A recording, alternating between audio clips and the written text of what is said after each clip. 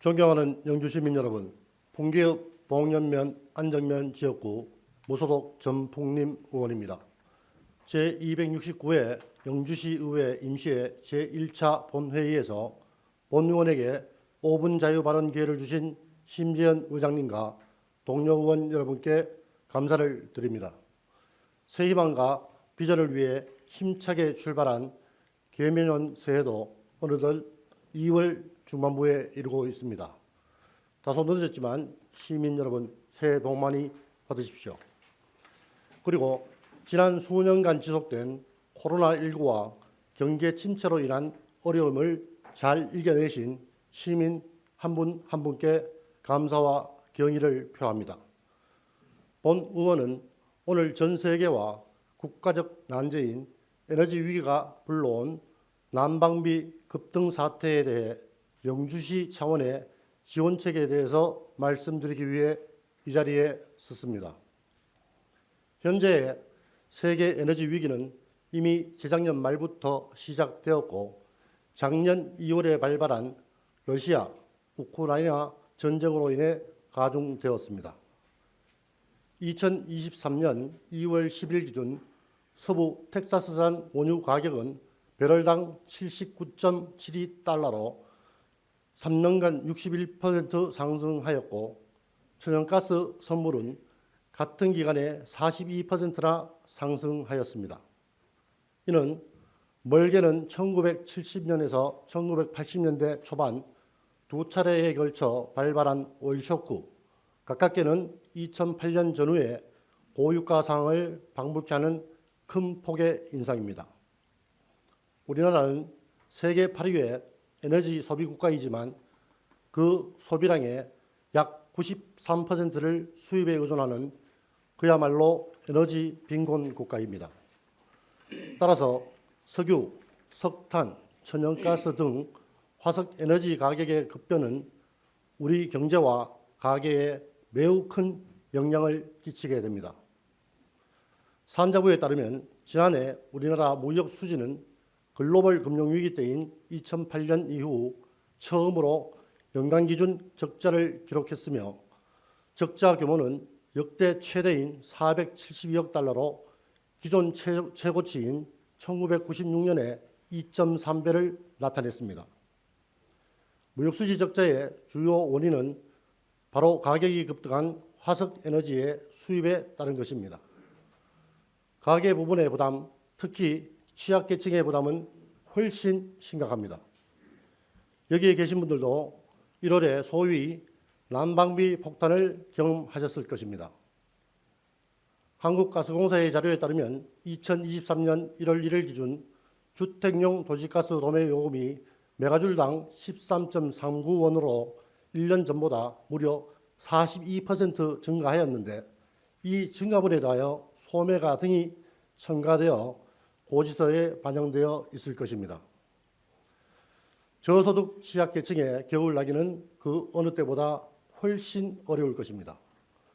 통계청의 가계동량 조사를 보면 2019년부터 2021년까지 3년 동안 1분기 기준 소득 1분위의 필수 생계비가 평균 가처분 소득의 92.8%를 차지하였습니다. 필수 생계비에는 식료품비, 주거, 수도, 광열비, 교통비, 식사비가 포함되는데 저소득층은 세금, 보험료, 이자 등 비소비 지출을 제외하고 소비 저축할 수 있는 소득의 9할 이상을 필수 생계비로 쓰고 있다는 것입니다. 문제는 이뿐만이 아니라 2월부터 전기요금 등 공공요금의 인상까지 예정되어 있어 그렇지 않아도 스태그플레이션으로 인하여 허덕이는 서민들의 고충이 훨씬 심화될 것입니다. 상황이 이 지경이지만 정치권에서는 난방비 인상을 두고 연일 설정과 정쟁의 도구로만 일삼으며 제대로 된 대책을 내놓지 못하고 있는 실정입니다. 여론이 심각해지자 정부는 서둘러 취약계층에 대해 에너지 바우처 지원액 인상과 사회적 배려 대상 가구의 요금 할인폭을 기존 대비 2배로 확대하겠다고 발표하였고 경상북도 역시 취약계층 난방비로 145억 원을 긴급 지원하는 방안을 내놓았습니다. 하지만 영주시의 대처는 요원한 실정입니다. 가계소득은 제자리 걸음인데 공공요금, 외식비 등 각종 물가가 인상되어 가처분 소득이 급감하게 되면 소비 감소와 기업 매출 감소 등으로 이어질 것이고 결국은 지역 경제의 근간마저 흔들릴 수밖에 없는 상황에 이르게 될 것입니다. 이에 본 의원은 다음과 같이 제안하고자 합니다. 첫째, 중앙정부와 경상북도에서 시행하는 난방비 지원책에 대해 대상 취약계층 한 분도 빠짐없이 지원받을 수 있도록 홍보에 만전을 기할 것을 당부드립니다.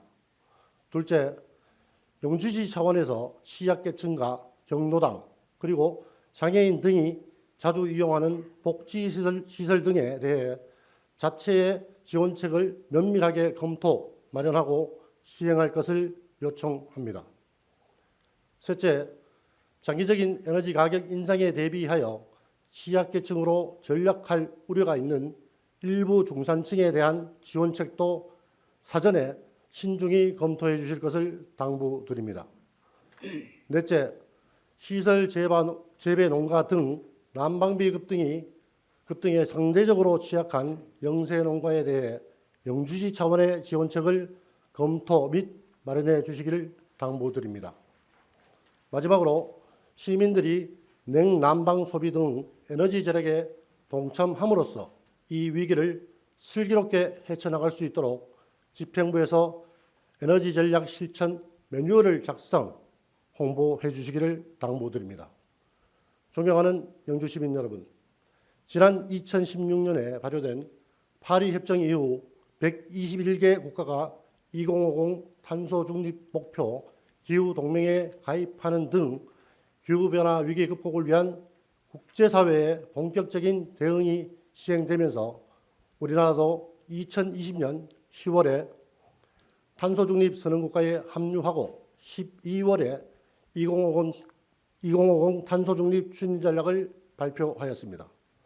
하지만 탄소 중립은 이제 시작 단계에 불과한 실정이고 경제 구조의 저탄소화, 신유망 저탄소 산업 생태계 조성, 탄소 중립 사회로의 공정 전환 등 3대 정책 방향을 추진하는 과정에서 사회 전반에 익숙하게 자리 잡은 석유, 가스를 당장에 포기하는 것은 어렵기 때문에 난방비 폭등과 같은 진통은 당분간 불가피하다고 보여집니다.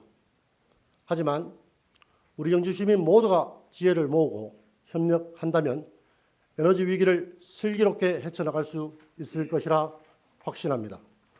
저희 의회에서도 시민 여러분과 동참하여 이 위기를 헤쳐나가는 데 적극 힘을 보태겠습니다.